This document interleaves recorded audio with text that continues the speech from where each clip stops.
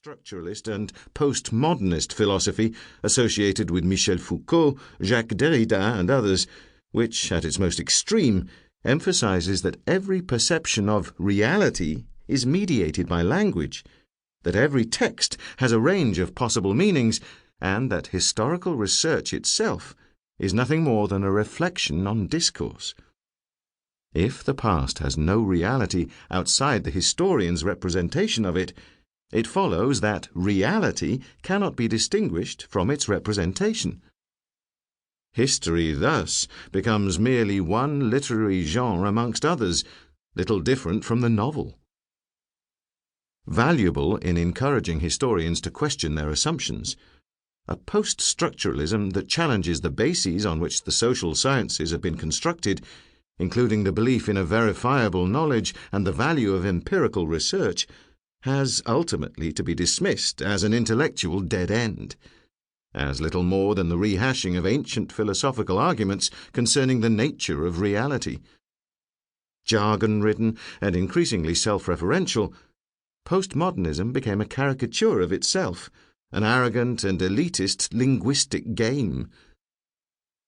Whilst it is important to acknowledge the need to develop more complex and inclusive models of causation, it is also vital to approach culture and identity, language and consciousness as changing phenomena to be explained rather than as the ultimate explanation of all other social phenomena.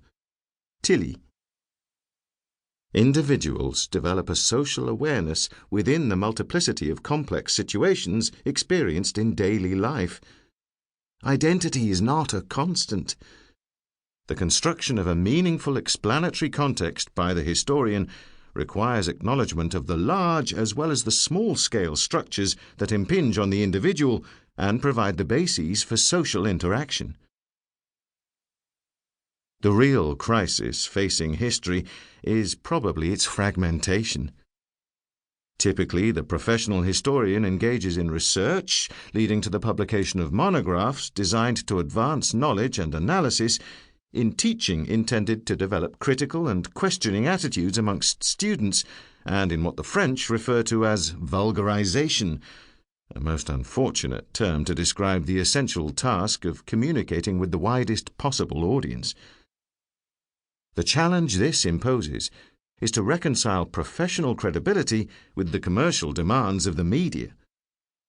Both in print and on television, demands for accessibility threaten to result in simplifying distortions of complex historical situations and a return to the worst kind of descriptive history, together with accounts of the deeds of the great, that by downplaying context ignore the revolution in historical method inaugurated almost a century ago by Bloch and Fèvre.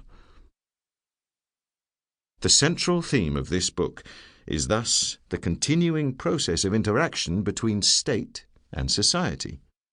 The state has been defined by the historical sociologist Theda Skocpol in States and Social Revolution, 1979, as a set of administrative, policing and military organizations headed and more or less well coordinated by an executive authority.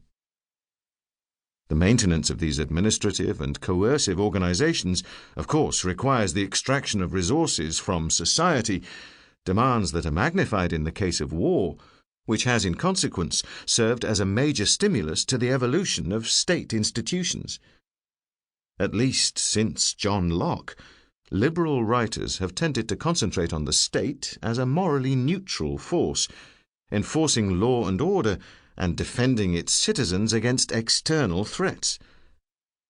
This ignores the question of the social origins of legislators and law enforcers, the ways in which they perceived their roles, and their attitudes towards those over whom they ruled.